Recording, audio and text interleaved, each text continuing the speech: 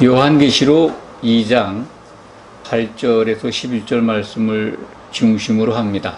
서모나 교회에 주신 주님의 말씀입니다.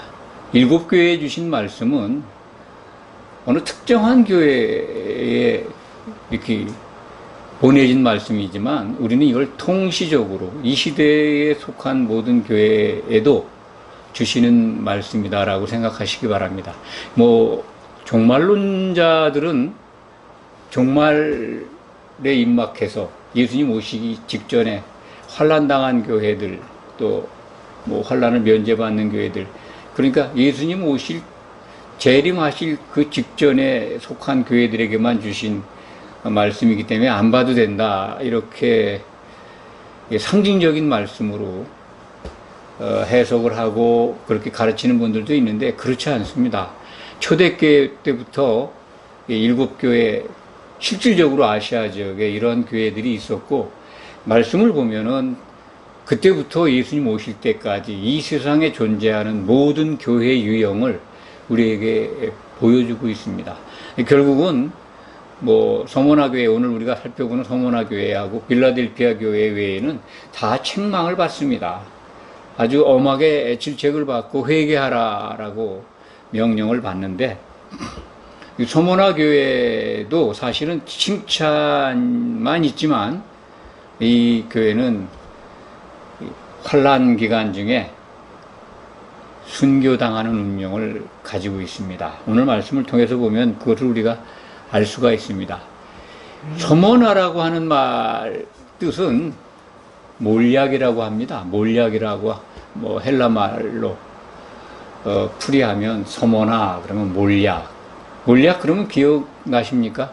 말이 좀 언어가 좀 어렵긴 합니다만 장례 향품이다, 그렇게 생각하시면 됩니다. 시체를 염한다고 그러죠.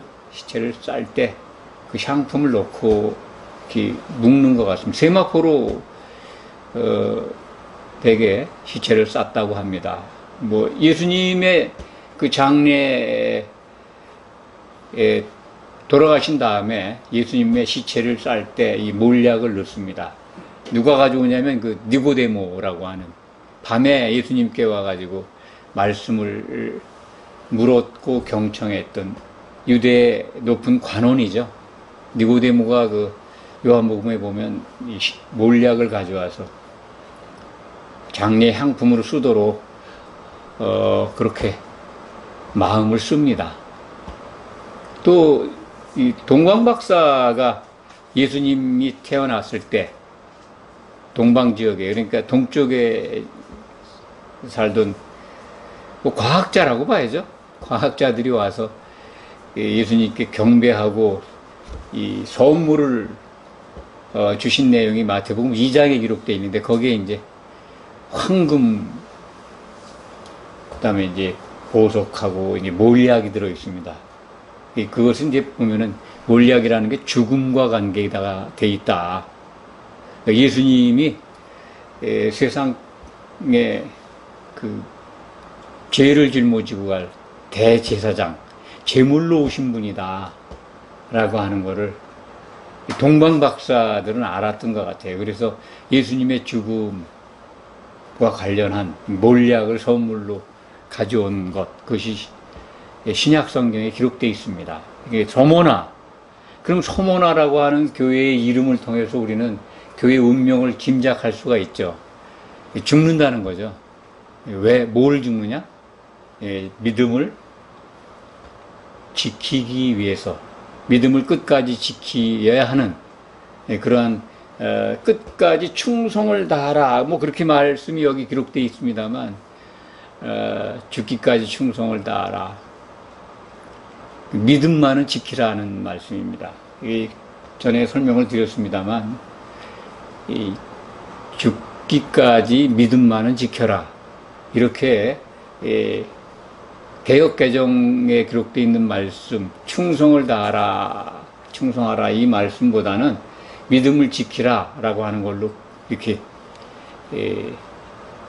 바꿔서 기억하시기 바랍니다. 매우 중요합니다. 왜냐하면 한국 교회는요, 이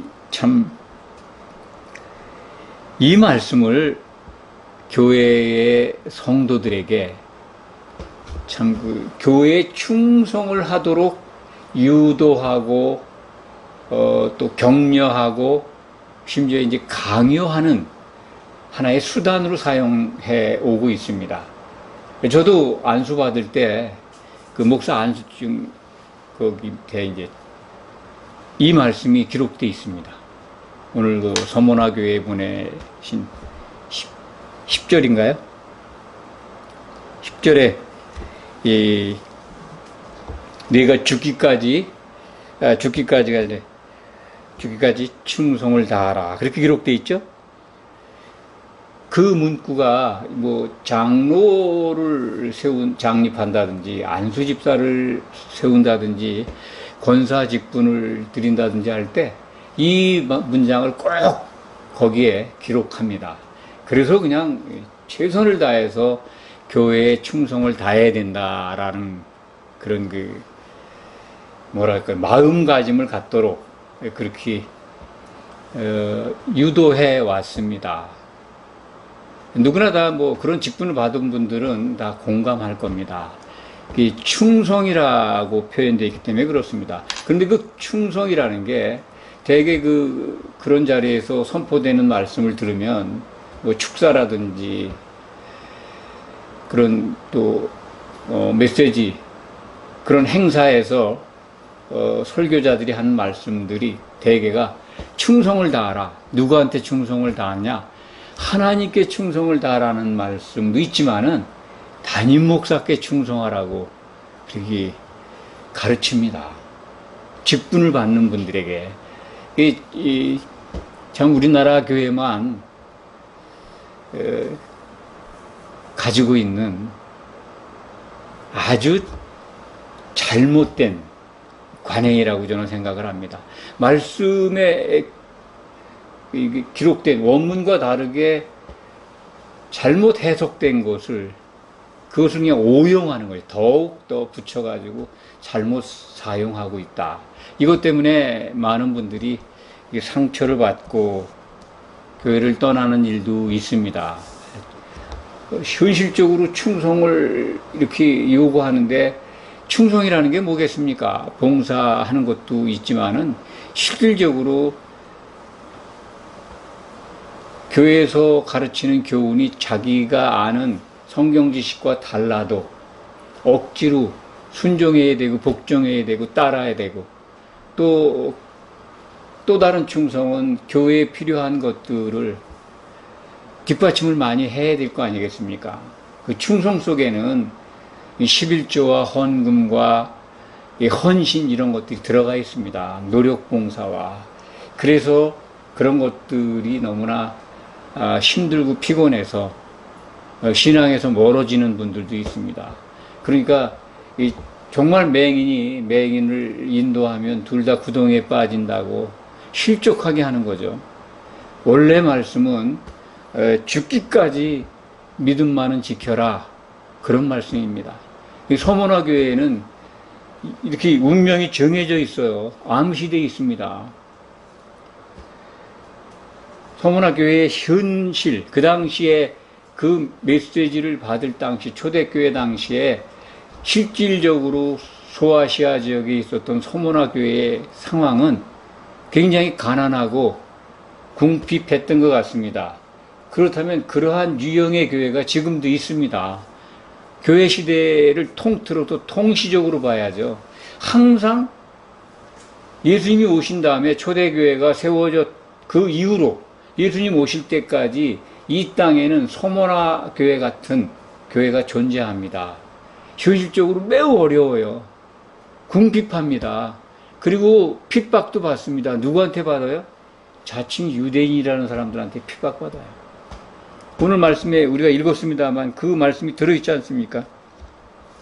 자칭 유대인이라고 하는데 실상은 그들이 사탄의 회당, 사탄이 모이는 회당, 시나고그라든가요? 시나고그. 예. 유대인들의 회당이 있잖아요. 그 안식일에 모여서 예배했던, 성전에 갈 수가 없으니까 멀어서 그 유럽에까지도 그 유대인의 회당이 세워졌었습니다. 유대인의 회당이라는 거는 예수님이 오신 다음엔 정말 예수님께 저항하고 반대하고 했고, 심지어 박해까지 했으니까 사탄의 회당이죠. 그러니까 자칭 유대인이라고 하는 자들이 모이는 곳, 그들이 누구인가를 예수님이 지금 서문화 교회에 보낸 편지에서 일러줍니다. 자칭 유대인들, 육적인 것을 자랑하고 하나님이 주신 율법의 전통을 지켜서 구원받으려고 하는 자들, 나하고는 상관없는 사탄의 회당이다. 지금 이 시대에도요, 물론 유대인들이 스스로 육적 유대인들 자랑하고 있습니다만, 기독교 안에 잘못된 전통을 가지고 있다든지 오해된 걸 가르치고 그걸 고집하고 핍박한다면 그건 자칭 유대인들입니다. 기독교 안에. 지금 우리나라 교회 안에도 이러한 자칭 유대인과 같은 사단의 회당에 속한, 사단이 모이는 회당에 속한 자들이 꽤 있습니다. 그런 말씀을 많이 드렸는데, 그들을 두려워하지 말라. 이 땅에서 받는 고난을 두려워하지 말라. 너희가 가난하다고 생각하는데, 궁핍하다고 생각하는데, 실상은 너희가 정말 부유한 자다.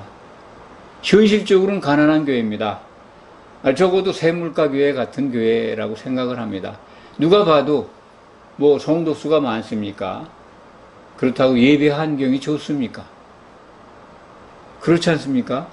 세상적으로 보는, 눈에 보이는 교회의 새라든지 모양은 너무나도 빈궁하고 궁핍해 보입니다만, 예수님은 뭐라고 말씀하십니까? 서문화 교회에 부유하다는 거예요. 부자라는 거예요. 풍성하다는 겁니다. 육적인 눈으로 보는 거는 가난해 보일지 몰라도 영적으로는 니네가 정말 풍성하다. 예수님이 만족하고 계신 교회의 모습입니다. 이렇게 칭찬받는 교회가 어디 있습니까? 서문화 교회에 엄청난 칭찬을 받습니다. 그렇지만 예수님 오시기 직전에 그때까지 서문화 교회의 일원으로 신앙생활하는 분들은 환난 중에 후 3년 반 중에 순교당하는 운명을 갖고 있습니다. 이 시대에 신앙생활하는 분들 중에 서문화 교회에 소속된 성도로 할지라도 예수님 오시기 전에 세상을 떠난다면 그런 환난과는 상관이 없습니다. 빌라델피아 교회는 더 칭찬을 받죠. 빌라델피아, 그 이름 자체가 형제사랑입니다. 예수님의 세 계명을 지키는 교회죠. 정말 최고의 칭찬을 받는 교회, 빌라델피아 교회는 그래서 환난을 면제받습니다. 환난을 피합니다. 7년 환난을 온전하게 면제받는 교회는 빌라델피아 교회가 유일합니다. 7교회 가운데. 그런 성도들이 있다는 거죠. 전 3년 반 기간 동안에는 인을 맞습니다. 14만 4천이라고 요한계시록에 기록이 되어 있는데, 그 인을 맞는 성도들은 보호를 받습니다. 누구도 해를 끼치지 못하죠. 그리고 후 3년 반 되면 그 해를 피해서 휴거됩니다. 성경을 보면 셋째 하늘까지 곧바로 들림받는 걸로 그렇게 기록되어 있습니다. 우리의 해석은 그렇습니다.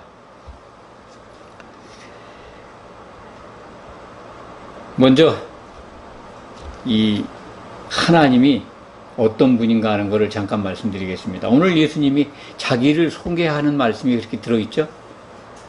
나는 알파와 오메가라는 말씀은 안 하십니다만, 나는 뭐라 그러십니까? 처음이며 마지막이다. 그리고 죽었다가 살아난 자다. 처음과 마지막, 시작과 끝, 알파와 오메가, 이 부분을 여러 가지로 해석할 수 있습니다만, 시작하신 일을 반드시 이루시는 분, 그분이 하나님이십니다. 여호와 하나님. 이 말씀 속에서 예수님은 자기 자신이 하나님이신 것을 일러주시는 겁니다. 처음이자 마지막이다. 처음이요 마지막. 하나님이에요. 여호와 하나님을 처음과 마지막, 또 아버지 하나님이 처음과 마지막이신데 예수님이 내가 처음과 마지막이요. 하나님으로 복귀하신 예수님을 여기서 발견할 수 있습니다. 그리고 죽었다가 살아난 자다. 그렇습니다. 예수님이 이 땅에 사람으로 오셔서, 피를 가진 사람으로 오셔서 피를 다 쏟고 죽으셨습니다. 그런데 살아나셨죠. 그것을 이제 예수님을 살았다가, 예수님 자신이 죽었다가 살아난 자로 이렇게 소개를 하고 있습니다. 그러니까 요한계시록 속에 기록되어 있는 이 모든 말씀이 그리스도의 계시입니다. 예수님이 요한의 영을 끌어올려서 그에게 보여준 미래 예언서입니다. 그렇기 때문에 예수님의 말씀입니다. 예수님이 우리에게 주신, 교회에 주신 명령이기 때문에, 또는 예언이기 때문에 더하거나 뺄 수 없습니다. 그것을 문학서로 이해하는 분들도 많이 있습니다. 정말 곤란합니다. 상징으로만 모아야 된다라고 얘기하는 사람들이 많습니다. 그런데 속지 마시기 바랍니다. 거기에 속고 있는 자들이 너무 많아요. 우리나라 개신교의 상당 부분이 요한계시록을 안 봐도 된다라고 해서 무지합니다. 무지한 것에 거짓 교훈이 침투해서 성도들을 실족하게 하고 있습니다. 꼭 기억하시기 바랍니다.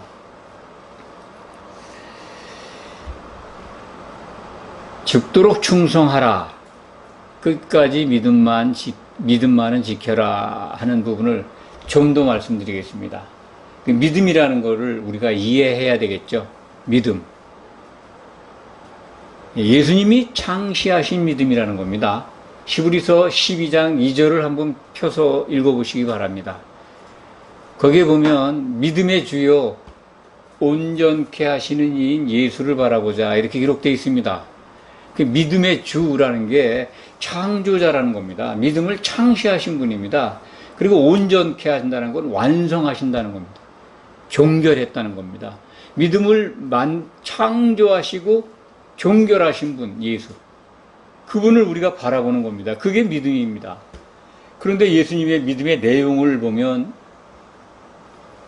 십자가 너머에 있는 그 기쁨, 예수님이 이루신 그 믿음 안에는 바로 앞에 있는 기쁨을 바라보셨다는 말씀이 기록되어 있습니다.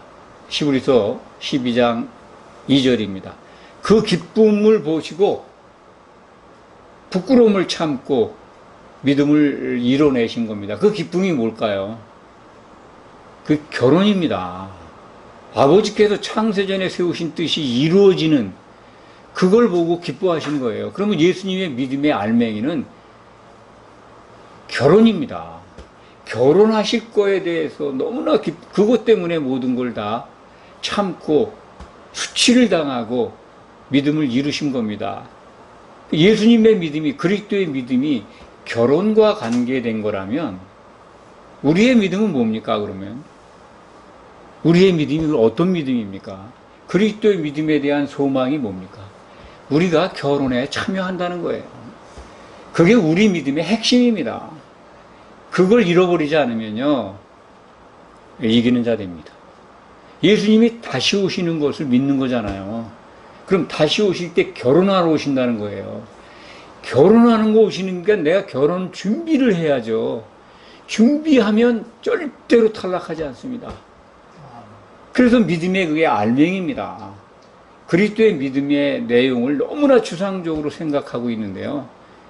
예수님이 이루신 믿음의 내용은 뭡니까? 아버지의 뜻이 이루어지는데 그 내용은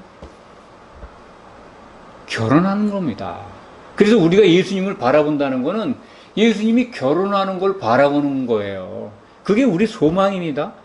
우리 믿음의 알맹이가 뭐예요? 우리 믿어서 얻고자 하는 소망이 뭡니까?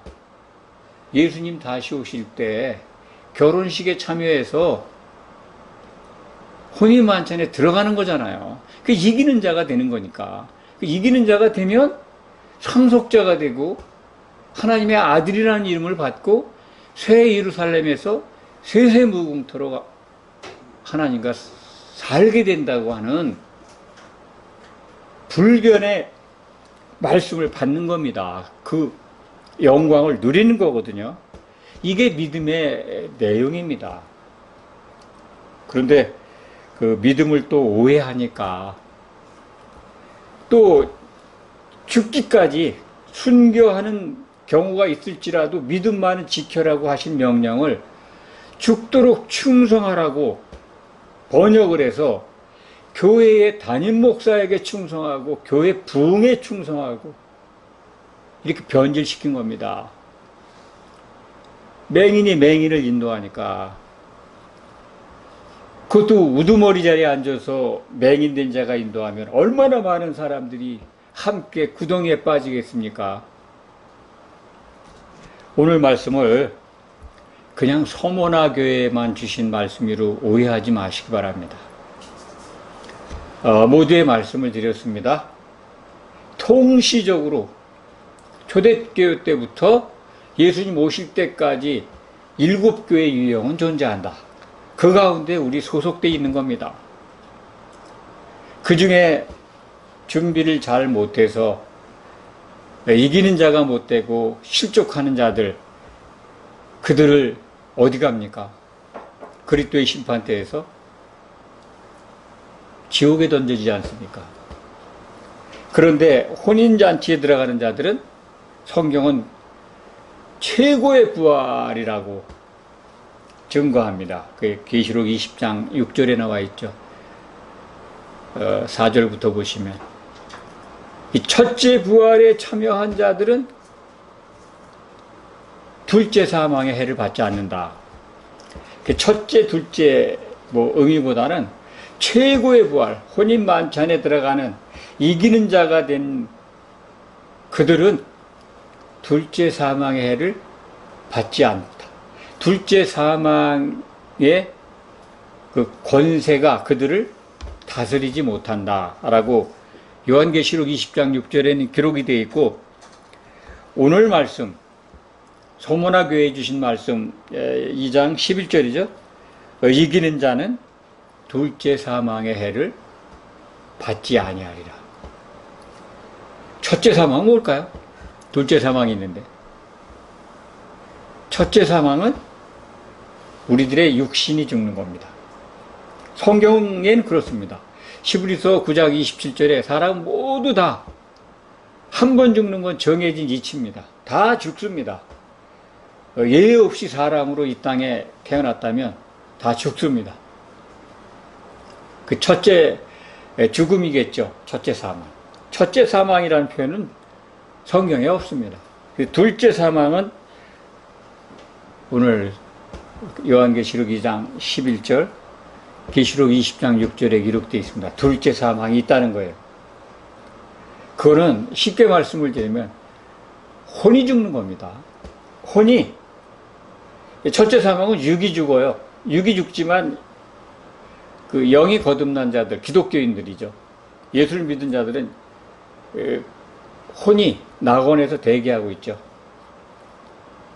그랬다가 실족한 자들은 그리스도의 심판대에서 천년 감옥, 지옥에 떨어지는데, 그래도 고통 속에 들어가니까 혼은 안 죽습니다.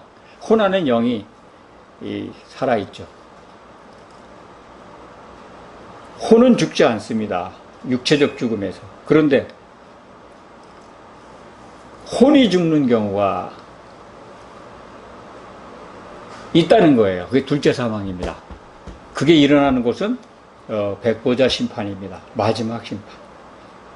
이기는 자들이 심판관으로 앉는, 혼인 만찬에 참여한 자들이 심판석에 앉아서, 보좌에 앉아서, 예수님 보좌에 앉아서 재판할 때, 그 앞에 재판받으러 나오는 모든 사람들입니다. 이 지구에 인간으로 생명을 가지고 나왔던 모든 사람들이 생명책을 가지고 심판받기 위해서 서게 됩니다. 다 영의 힘을 먹고 살아나는 거죠. 그런데 거기서 생명책에 이름이 없으면 그들은 모두 다 불못에 던져지는데 그게 둘째 사망입니다. 그렇다면 그리스도의 심판대에서도 탈락이 돼. 믿었던 자들 중에서, 그리스도인 중에서. 그런데 그리고 나서 천년 감옥 지옥에서 고통받고 있다가 성경은 요한계시록은 불 섞인 유리바다라고 합니다. 그 바다에 있다가 바다가 그 안에 있던 죽은 자들을 다 내줘요. 백부자 심판 때 다 나옵니다. 다시. 그럼 믿었던 신촉했던 지옥에 가 있던 기독교인들이 다시 나옵니다. 근데 거기서 생명책에 거기 섰는데 생명책에도 이름이 없으면 둘째 사망의 해를 받는 겁니다. 불못에 던져지는 해, 그게 둘째 사망의 해입니다. 기독인들 가운데도 둘째 사망의 해를 받는 자들이 있다는 거예요. 그래서 오늘 소모나 교회에 주신 말씀 속에 둘째 사망의 해를 받지 않는다. 누가? 이기는 자들이. 이거 그냥 상징으로 보지 마시기 바랍니다. 제발 부탁입니다. 기독인들 가운데에서 불못에 던져지는 자들도 상당히 많을 겁니다. 깨어서 정말 죽도록 충성만 하는 게 아니라, 예수님은 충성 바라지 않으세요. 하나님도 충성 바라지 않으세요. 믿음 지키는 걸 바라십니다. 누구한테 충성하시는 겁니까? 충성 받을 분이 하나님이신데, 하나님께 충성은요, 형제사랑이에요. 다르게 생각하지 마시기 바랍니다. 그거 기름 준비하는 거고 이기는 자 되는 겁니다. 예수님이 다시 오실 때 형제 사랑한 그 향기, 그 준비한 내용, 성령에 잠겨있는 성도들을 한몸 되게 해서 신부로 맞이할 겁니다. 거기에 들어가면 이기는 자 되는 겁니다. 이 말씀을 듣는 분들 절대로 둘째 사망의 해를 받아서는 안 됩니다. 기독인이 가장 비참하게 비극적인 종말을 받는 게 둘째 사망의 해를 받는 겁니다. 명심하시기 바랍니다. 기도하겠습니다.